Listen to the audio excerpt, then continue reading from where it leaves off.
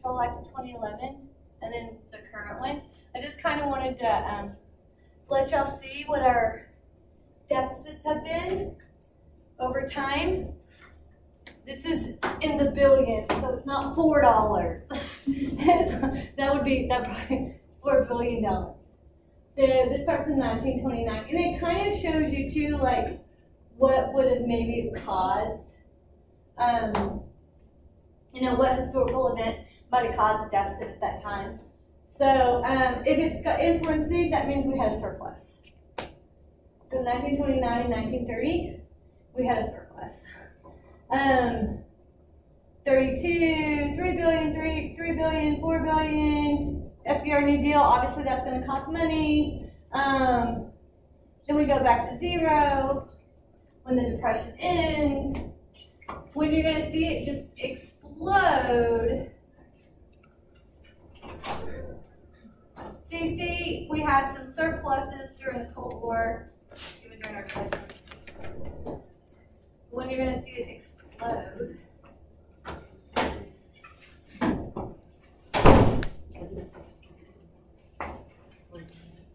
It's going to be Reagan's first budget.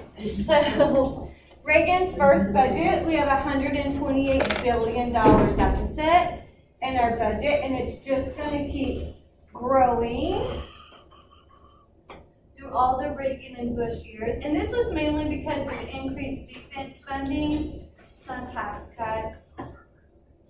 And then we're going to get back to surpluses. So these are our surpluses that basically took place in the last few years of Clinton when he was in office. And so we had a huge, so you can see George W. Bush basically came to office with a huge surplus, $236 billion. Then it goes down a little bit, 128, and then we start into deficits again, and that's because of the war. And then the next few, but as you can see, it's never going to be down in the double digits again. Oh my God.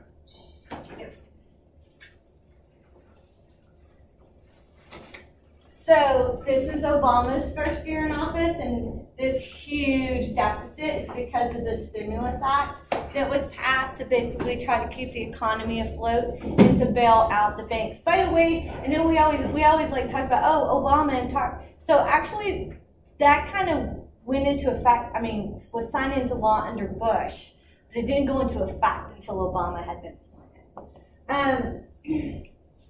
And then ACA, that's Obamacare with tax cuts. So still, and you can see that it starts to go down quite a bit. And that's because of the Budget Control Act 2011. It's going down. Oh my God, and it starts to go back up. And now it's way back up again. Professor. Yep. But even if we never had this war and that would never happened, we would still be in the same situation with our economy. Because, all these major corporations and Wall Street, what have it. Yeah, we would have still been in the same situation with their economy, but we wouldn't have to run such huge deficits to fix it. Because look, Bush basically had $128 billion surplus.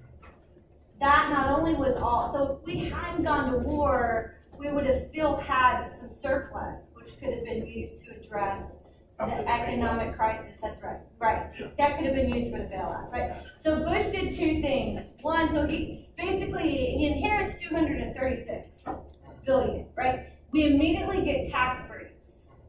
So that then gives some of the surplus back to taxpayers, right? And then the year after that, we go to war.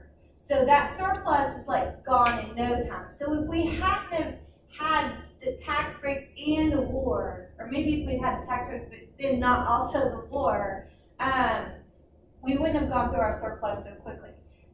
So in the war in Afghanistan and Iraq, this is the only time in history of the United States that we've gone to war and have not raised taxes to pay for that. So historically, when we go to war, we raise taxes so that we can fund the war. We didn't do that. What was the idea for not actually raising taxes? Because we had just because Bush ran on lowering taxes. Got it. And we just lowered taxes. So we didn't want to turn around a year later and then raise taxes, because why is it that his father only served one term in office? Because he raised taxes after promising not to. So I'm sure that was in the back of Bush's mind. Did Obama follow up with not raising taxes even though he didn't have no boots on the ground? That's right, we didn't raise taxes. In fact, he gave us another tax cut.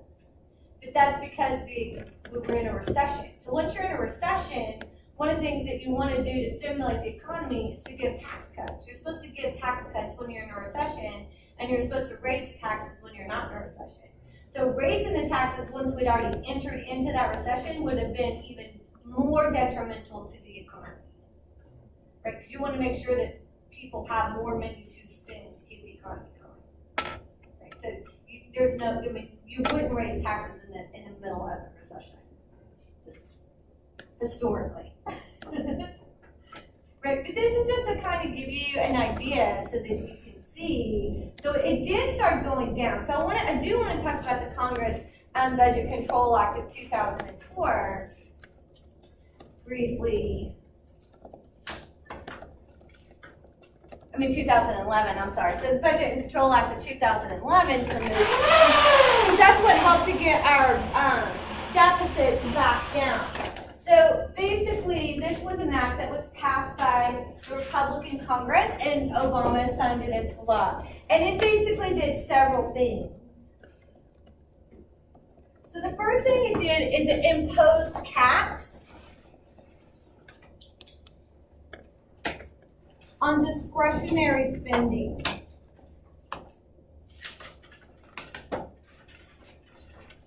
So basically, discretionary spending is everything other than entitlements. And so your entitlements would be your Social Security, your Medicare, and your veterans benefits. Right? You can't cut those. By law, you have to give them out, right? So discretionary spending is basically everything else. So it imposed caps on how much you can spend in all of the various discretionary areas. The idea is that caps would begin in October of 2011, and that they would generate $917 billion in savings.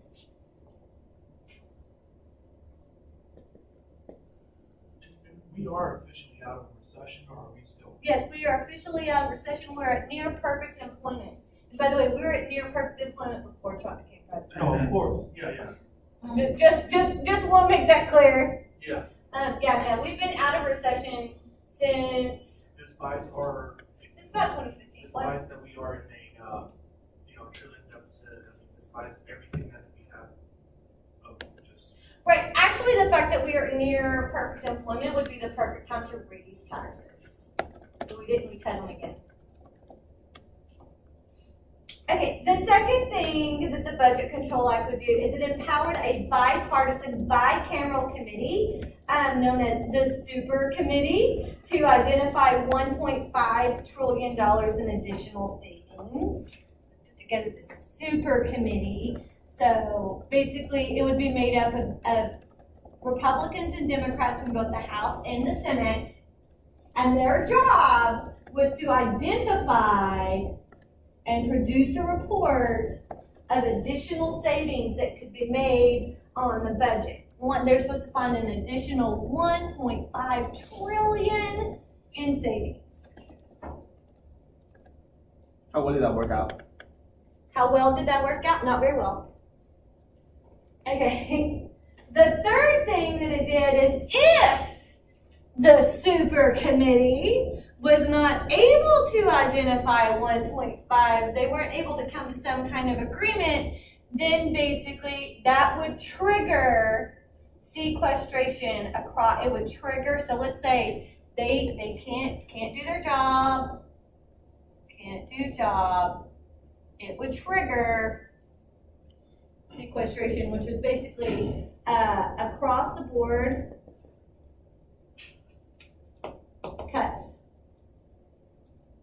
was set up to be 50% of the cuts were to come from defense and 50% from domestic. Why would they set it up so that it's 50% from defense and 50% from domestic? Why was that trigger supposed to basically make the super committee get to do their job? That's right, because basically this was gonna hurt Republicans and Democrats, right? Like, nobody is spared. And so when this bill was passed, it was like, okay, this is gonna work, because we have across-the-board cuts, and everybody's gonna hurt, no one's gonna wanna sequester funds, so that super committee, they're gonna be able to get their job done. They weren't able to get their job done, by the way, and we did have across-the-board cuts. But there was a fourth thing that this bill did, and it required Congress to vote on a balanced budget constitutional amendment. What was this bill called again, I'm sorry? This was the Budget Control Act of 2011.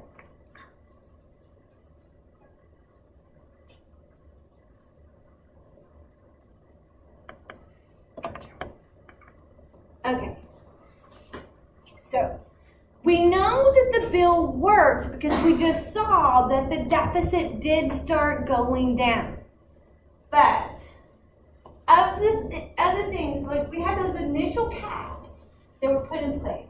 The super committee was not able to come to any kind of agreement. So basically we did do the trigger was fired, and we had across the board cuts, 50% to defense, 50% to domestic. And then it also required a vote by Congress on the balanced budget amendment. Did that pass? Do we have a balanced budget amendment? It didn't pass. But anyway, this is something that's like left over from Newt Gingrich and his contract with America, right? Like when Republicans took over Congress in the 90s, when this contract with America was like, we're gonna pass a balanced budget amendment. It didn't pass then either. Is a balanced budget amendment to the Constitution a good idea or a bad idea? A bad idea. Why? Because you have things like Katrina and the recession, so you have to. That's right. You have things like Harvey, right? You have things like a sudden war that you didn't know you were going to be involved in. You have things that are out of the control of government, and they have to be able to respond to those by running a deficit. How come if Harvey was a response? I mean, Puerto Rico got pretty much the crumbs when it came to the money ones. I mean, what was the problem there for the government? Trump didn't help. Trump didn't want to help. I feel like Puerto Rico got a slower process. Because Puerto Rico doesn't have representation in Congress. Really? No. They're a I know there's a territory. I know their territory. Well, they have a delegate in Congress, but their delegate can't vote. Does that go the same as Hawaii? No, Hawaii Hawaii's is a a state. state. Hawaii's a state. Yes, of course. But what a foolish question. I'm sorry. So it goes the same as for Guam and American Samoa, also territories. So, yeah. Territory-wise, that's why they couldn't get enough money from the United States or. Well, they're like the stepchild. Got it. Are they considered citizens? Yes, they are considered citizens, and they do get to vote in presidential elections. But they don't have, and they have a delegate in Congress, but that it's just like the DC delegate, right? They're there, but they can't vote on anything. And I just saw not too long about the DC delegate. I mean, how come they don't have enough power? Man, we gonna become a state, man. They're just a delegate. DC isn't gonna, well, DC doesn't have they're not a state, therefore they have no representation in the Senate. They're not a state, therefore the Constitution doesn't actually have anything in the Constitution that allows for them to have representation. From time to time, it's brought up that, we should let them become a state. That's not gonna happen as long as Republicans control any chamber of Congress. Why? that adds another This is seat. a Democrat. Yeah. Cause it's a guaranteed Democratic seat. Mhm.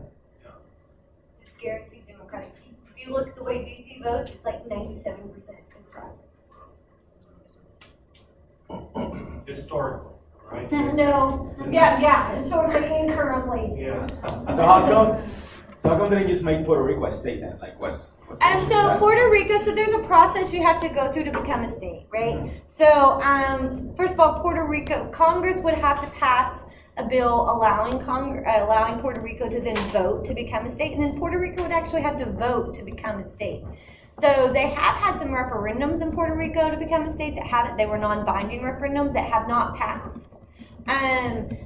But so far, Congress is only wants to allow Puerto Rico to become a state if Puerto Rico changes their official language from Spanish to English, which is ridiculous because the United States doesn't have an official language, nor does any other state have an official language, except for New Mexico, which has 2 official languages, English and Spanish. Since the state chooses to make an official language, right? Mm-hmm. Right. Yeah, the federal government doesn't impose that on them. The state Yeah. chooses that. So like Texas doesn't have an official language. No, only state that has an official language is New Mexico, and they have 2. I mean, most Puerto Ricans already speak English. I know a few, and most of them already speak Right. English. But Puerto Ricans, they don't want. So when you take polls, they don't want to vote to become a state if that condition of making it their official language, because to them it's just kind of like a. A few. Yeah, I mean, and it is, It right? is, yeah. Why are you making us do something that no other state has had to do, right? But I do think that Irma, no, Maria, which I think it was both. yeah, but which one did most of the damage? Maria. I think that is actually going to have an impact on the next presidential election because we've had so many Puerto Ricans flee Puerto Rico and move to Florida and other states and Texas, and they are citizens, which means they get to vote. So that I mean, if could- you're a citizen and you can vote, like it makes no sense that your state. I mean, that your territory is not considered a state. right. So so the ones that have moved to the United States, they get to vote now automatically. I mean, all they have to do is register because they are U.S. citizens. And so there's this idea that some of the states, their demographics may change, especially Florida. Florida may become a much bluer state because Puerto Ricans start to outnumber the Cubans in Florida. That could definitely change the voting outcomes. Because I don't think they're too happy with the Republican response No. to their hurricane. There's still people there without power. In Puerto Rico, yeah, it's still a mess. They had a blackout today. Yeah, it's still a mess. Uh-huh. Not a blackout. Oh, yeah, the electricity lines like. messed up. Okay, so the first actual sequester under 2011 didn't actually take place until March of 2013. So you'll understand the fiscal year is different than the normal year. So the fiscal year runs September to October. And so basically the super committee was giving like a year to come up with this. They didn't. So it was 2013 before the first before the trigger was pulled. And so they knew that the sequester was gonna. So the trigger happened in March of 2013. So you get these across the board cuts. 50% from defense, 50% from domestic. And so Congress then, what do you think their reaction is? Oh my super committee, we better stay late. We better get the work done. No, Congress instead passed this Bipartisan Budget Act of 2013. And they passed this in December of 2013. And it was passed to basically keep the government open. Bipartisan Budget Act. Gotta keep the doors open. So this was passed in December of 2013, so right before 2020. And what the Bipartisan Budget Act did is it basically cut the size of the future sequesters in half. 20%. Yes, I was to be like, okay, so we did 25%. So it basically it cut the trigger in half. We're not gonna sequester. We're not gonna cut as much. Remember remember I told you with the Budget and Accounting Act in the Graham-Rudman in the 70s, it also had this trigger that after the first time the trigger was pulled, they just went in and wrote a new bill to change the caps, and they just kept raising the caps so the trigger would never be pulled again. And so this is kind of the same thing that they did here. So anytime Congress passes a bill, they're like, oh no, we're gonna be really, really disciplined, and we're gonna make sure we're disciplined, and this is how. If we don't do our job, we're gonna have, I was just saying, yeah, that's gonna happen. One time, then you're just gonna write a new bill. It's like, and there's a reason why well, for this one in particular, the reason they drafted this bill and changed the triggers because the COB projected that if the sequester went into place, 800,000 jobs would be lost. Government jobs, the jobs.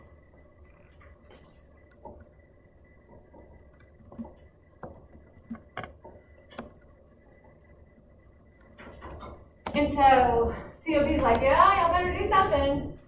The unemployment rate's gonna go back up. So they enacted that bill.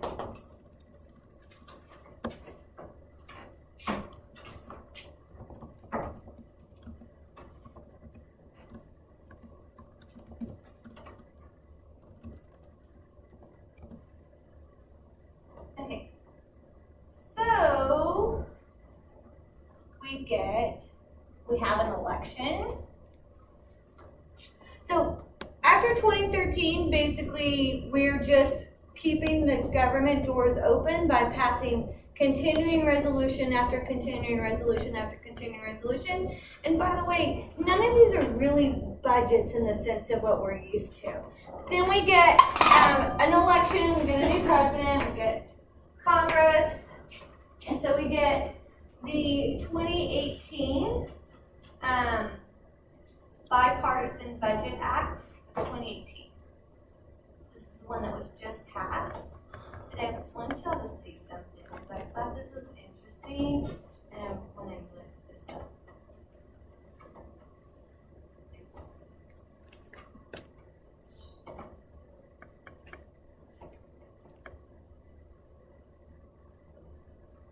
So this is the budget. This is the Bipartisan Budget Act of 2018.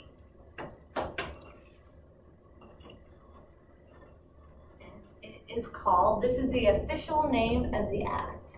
This act may be cited as the Bipartisan Budget Act, but the official name of the act is an act to amend Title 4 United States Code to provide for the flying of the flag at half-staff in the event of the death of the first responder in the line of duty. So basically, the act, the official name of the act is the First Responder Act.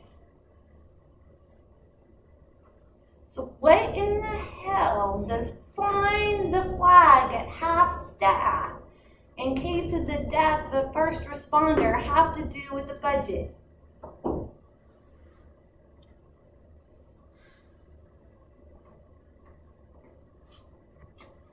Anybody? This division may be cited as the Honoring Hometown Heroes Act. That's the official name of the 2018 budget. The Honoring Hometown Heroes Act.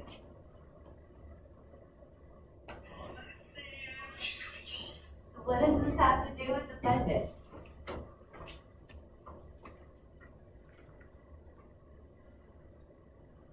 In the event that the budget cannot Is be it just made, like make you look at it and like it, kind of thing? So what it is in order to get this bill passed, this was the original bill, right here, permitting the flag to be flown at half-staff in the event of the death of the first responder serving in the line of duty. It's going to tell you about all of that stuff. And then here's the budget. All of this is an amendment to that original bill. Basically, the entire budget is an amendment to a bill to allow people to allow the government to fly the flag at half-staff if a first responder dies in line of duty. Which, by the way, did we need a bill to do that? No, because the city of Houston already flies flags at half-staff if a police officer or deputy sheriff or fireman was killed on duty. Already did that. We didn't really need a bill to do that. It's not like it's against the law to fly the flag at half staff during the morning. So what is the point of doing it like that? Huh? What is the point? Because, it's kind of like I said, because to vote against the budget would be to vote against the hometown heroes who had died in the line of duty. And how cold are you that you don't want us to recognize their sacrifice? Wow. It's like the opposite of a poison pill. So they are kind of a rule about the American flag, right? Yeah, I can't touch the ground. And supposedly, like, You can get away. wise, we have it printed off for everything. Even, supposedly, you cannot even wear it. Yeah, you're not supposed to wear it. Yeah, but we don't have, these aren't laws. No, but they're rules of respect, right? Yeah, they're not laws. You're Legally, I can burn the flag if I want to. Supreme Court says so. Yes, that is true. But then you have those who worship the Confederacy flag, yet consider themselves patriotic. Hey, you have the guy that has the American flag on the back of his big pickup truck, and it's all tattered and torn apart. And he's like, "Oh, patriot!" It's like, no, you're not. That's very disrespectful. You know what you're supposed to do with the flag when it gets in that condition? You're supposed to burn it. You're supposed to burn it. Okay. Anyway, so I don't expect y'all to read the entire budget, but I did just put it up so y'all can see. But this is the entire budget, by the way. And it just goes through each agency. Who writes all of this? Agency. Why does it have to be wrong? What? Why does it have white? That's just the style. I mean, that all bills look like that. It's so when you're passing it around, that before you vote on it, you write notes in the margin of it. Also, because when they bind it, print it, they used to bind it. I guess they still do. So you go to the Library of Congress and look at the bill, they're gonna bind it, so you need those white margins.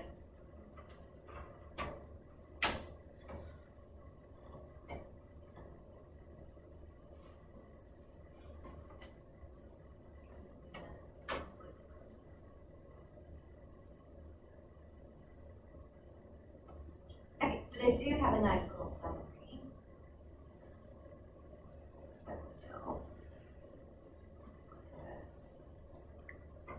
Although I think this is interesting because this is an official government website and it says February 9th, the year's wrong, February 9th, 2019.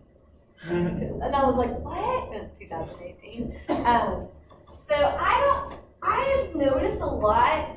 So did y'all hear the IRS website? Like, Yeah. so, well, it didn't necessarily crash. I mean, like, when people were trying to pay, it would say the server is down and we'll be back up in the year 9999. What? So, because everybody got like an extension on their taxes for one extra day. I'd actually done my taxes the day before and had signed up to get a text message when the IRS accepted it. And I got a text message at 3 o'clock in the morning, which made my phone goes off. And I thought, oh my God, what's happened? And I was like, oh. So the Russians hacked the IRS. No, they say it's just because the computer systems are really old. They haven't been updated in a long time. But one thing that I've noticed a lot, because a lot of times I'm going to like different government websites to get different numbers and statistics, and I've noticed a lot of them are down. Like this has been the whole semester.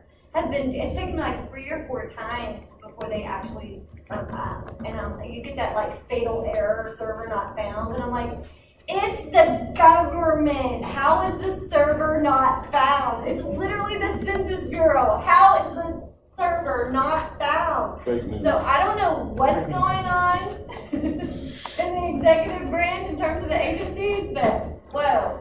Anyway, so yeah, now we got this cycle. It's been like that since the beginning of last year. The branch server's been going down and they say they'll come back up and. I think we need an overhaul. Like I think we need to overhaul all of our computers. What are you doing? Okay, so this just kind of gives you a basic summary of what this budget does. So, as you know, with this budget, we are no longer concerned at all with spending money. We're going to spend lots of money now We're over our obsession with the deficit, obviously, with this. So we tried it for a few years, and by the way, it worked. Y'all saw our deficit was coming down every year, but now it's like, oh, no. We don't care about that anymore. So basically what it does is it increases the defense cap. So it's basically not a new bill, it's just kind of amending the old bill. So it's going to raise the defense caps to 8 plus 80 billion, so raise them 15%. Non-defense caps, it raises 12% and then 13% in 2019. So this is a 2-year budget. So Congress won't have to do this again for at least 2 fiscal years. So in other words, we should, although I did hear that in I thought, my understanding was this was a 2-year budget. Then I heard on the radio that, oh no, as soon as the fiscal year expires, they're gonna have to pass another authorization to keep the doors open. So the fiscal year expires on September 30th. That's the last day of the fiscal year. So it runs September to October. So I was assuming they didn't have to do anything until September 30th of 2019. I thought that they had made sure that they were not going to have to be dealing with this right before the midterm election. You would think if they were smart, they would make sure they weren't going to have to deal with this a month before the midterm election, because a government shutdown before people go to the polls does not look good.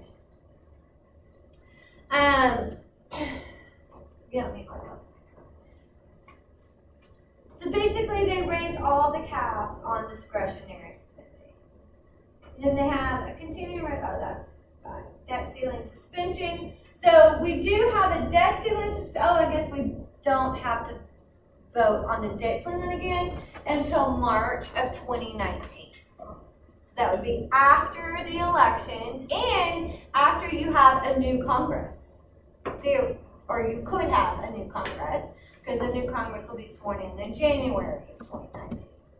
So basically what they did is like, we are just going to leave it up to the next group of people, which is probably going to be us again, but at least we won't have to worry about election for a while.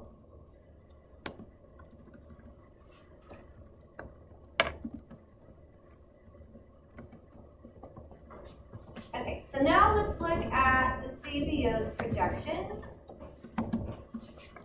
for this new budget.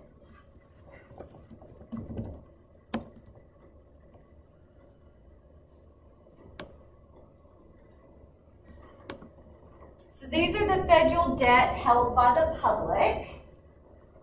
So this is the actual, and this is what the CBO projects. It'll go up, which basically means they're projecting that our debt is going to go up.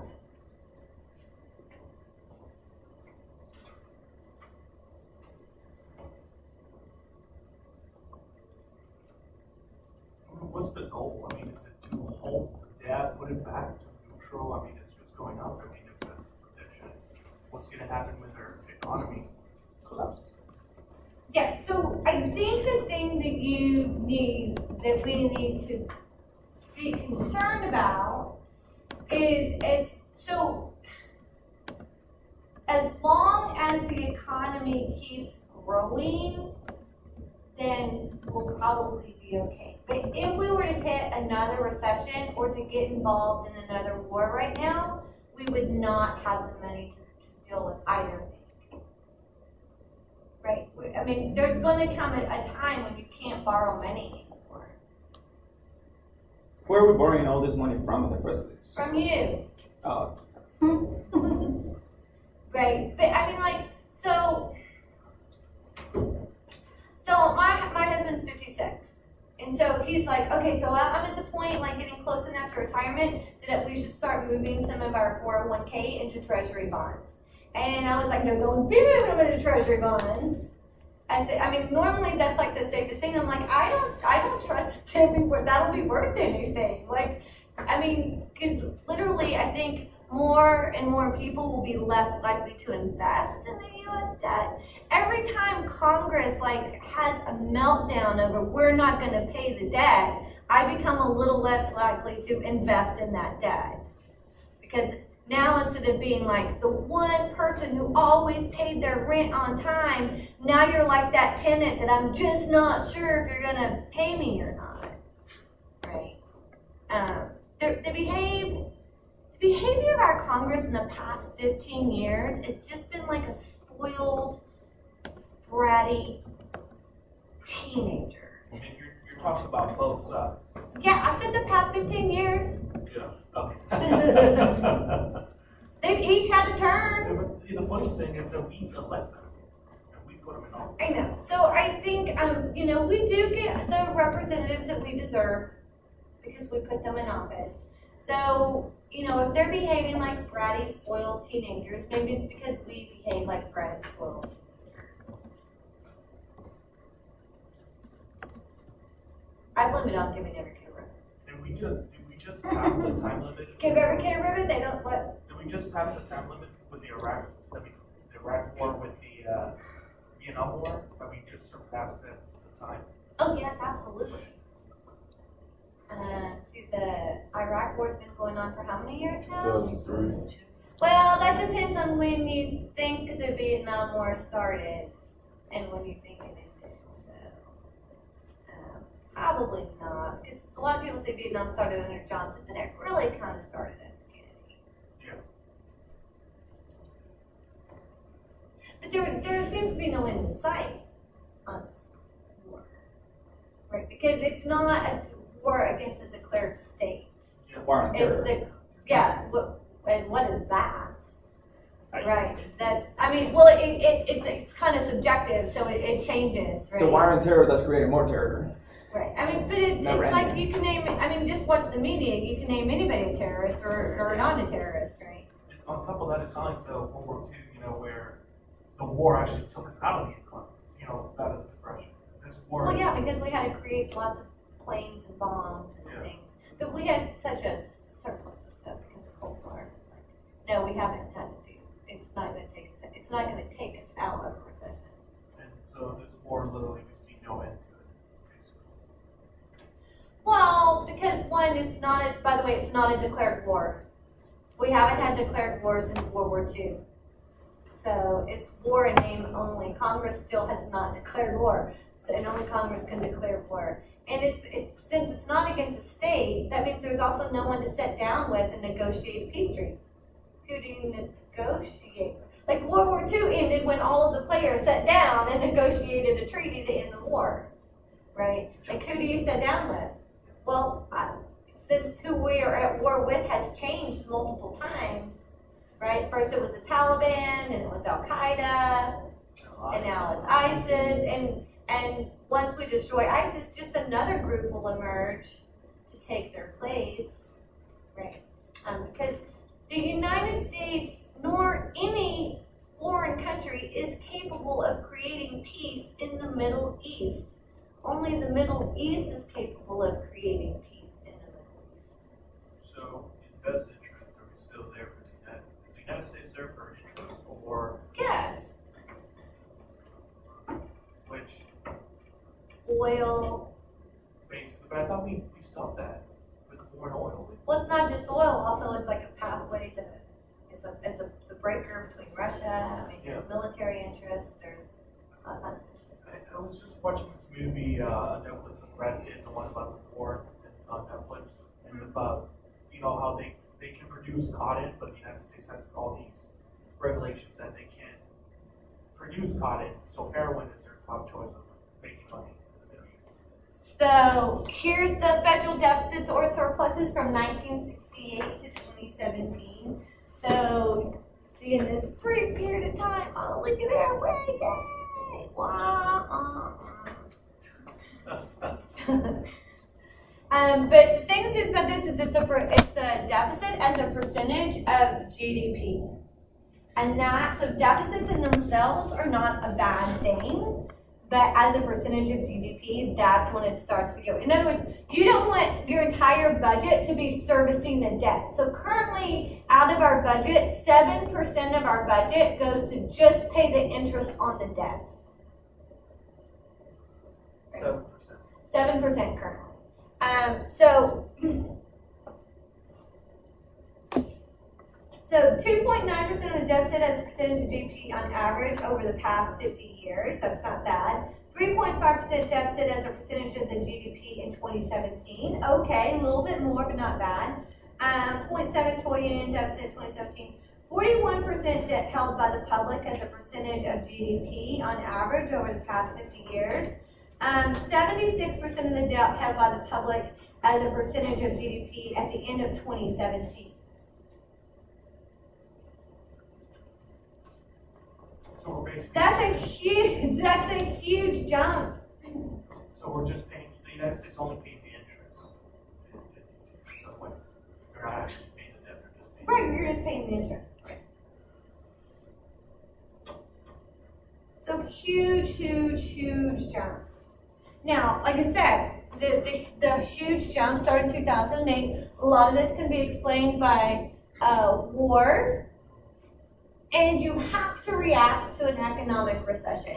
I mean, I guess the government could have just made us bare knuckle through it like they did the first few years of the Great Depression, but they learned their lesson during the Great Depression, right? Like you want to minimize the amount of pain that people are feeling because that should shorten their recovery period. And then it starts to go down, and that's because of the Budget Act of 2011, which basically forced. And yeah, the sequestration was painful, but it was doing its job. And then it's going right back up, and it's going up now. Mainly, why is it going up now? Mainly because of the tax cuts. As long as we keep the economy growing and going in perfect shape, the debt will not affect us or anything like that. However, Well, it's not going to affect you. It's going to affect future generations. They're the ones that inherit the debt. They'll probably be dead. so basically, are we ever going to, this country ever going to depression? Another depression? Sure. Economic cycles are cyclical. Yeah. So about every 20, 30 years, through a recession. But not just a recession, I'm talking about depression. Well, I think this last recession we had was like a depression. We will never have in terms of the economics, it was as bad. You're never going to have it as bad as the depression in terms of the effects, because after the depression, we put a lot of laws in place to prevent that from happening. So, for example, during the depression, when the bank collapsed, you lost all of your money that was in the bank. Since then, your deposits in banks are insured up to $100,000, right? So even if the bank collapses, you're still going to have your $100,000, right? So you're not going to lose everything when the bank collapses now, because we've put laws in place to ensure that doesn't happen. We didn't have Social Security during the Great Depression. We didn't have welfare or TANF during the Great Depression, right? We didn't have a social safety net when the Great Depression hit in the 30s. The reason we have a social safety net now is so that when that happens again, not everybody is basically loses everything. But that's only if the government can afford the safety net. So if the government literally can't afford anything, how can it afford to support the American people? They gotta cut the budget. So look, when Reagan was president, we thought, oh my God, we're never going to get out from underneath this deficit, but we did. And then in Bush's term and Obama's first term, we thought, oh my God, we're never going to be able to cut into this deficit, but we did.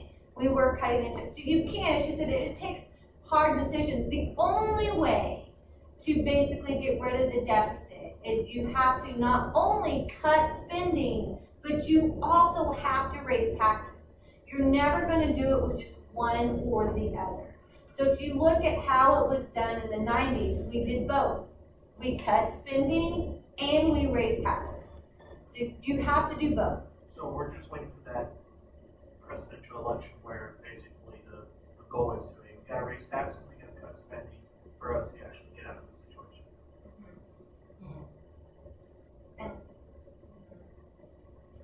run that campaign, no one will vote for you, right?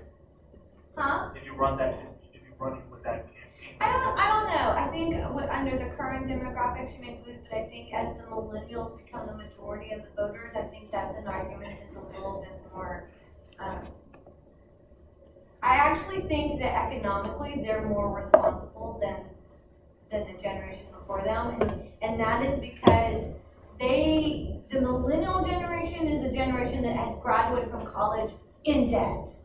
Like, they understand the consequences of debt. I mean, Right. No, because I mean, our generation, it's like, we can never even hold a job for 10 years. We're always switching jobs within a year or two, and we don't believe in the backup system of. But that's not necessarily a bad thing, switching jobs. I think that's just a change in the economy. Yeah. I mean, it's not like, companies used to reward you for being there a long time, they don't really do that anymore, right? Like, so, I mean, I don't think that's necessarily a bad thing. You can take your 401k with you, as you go from one job to the next, it transfers with you. I think that there's and I mean, y'all are religious, so y'all tell me if I'm wrong, but I feel like y'all have a better understanding of debt than the generation before you. Yeah, but And- are Right. we screwed pretty much? No, There's absolutely still not. hope for our generation. I No, mean, I don't think you're screwed. I'm thinking y'all are gonna fix it. But look, the key is that anyone that says we're gonna get rid of our entire debt, no, you're not, and it doesn't really matter. Remember, the deficit contributes to the debt, so you can get rid of the deficit, you're still gonna have the debt. Debt in itself is not that big of a deal. When your debt starts to become a majority of your GDP, then that can become a big deal, only because that will impact interest rates, depress wages, increase inflation, only because it causes these other things. So it's just the amount of population that the United States have that will keep on instilling it. I don't know, y'all should just start encouraging all old people to start smoking. You should start encouraging bad, healthy behavior in your appearance. Have another drink. Have a cigarette. Don't go for that run. Don't go for that run. Eat some more McDonald's. I am joking. You're lobbying. I'm joking. You're lobbying. No, I'm not lobbying because I'm of that generation. I'm telling you to kill off. So. That's not funny, man. And who's paying you, Aurora, or who's paying you all these to tell the students, hey, this, Y'all pay I'm an employee of the state of Texas. Y'all pay my salary. I work for you. and lobby at the same time. And long at the same time. Are there any questions? Okay. Oh, so y'all only put the sheet up. Nobody. I haven't signed yet because I'm still waiting for like the group. It's a good reading day. No, It's a good day to be off. Okay. no, you crazy. I'm good with that. No. Hey, what do you mean? No. We need to review or something. Would you hook that up with your group? Don't involve me in your group. So Monday, day for y'all to finalize y'all's presentations, and we start the presentations on Wednesday. There you go. Yeah? Yeah. Find the presentation. Everybody wants it. Now if I could just get my other classes to do something similar, I would have to come to school.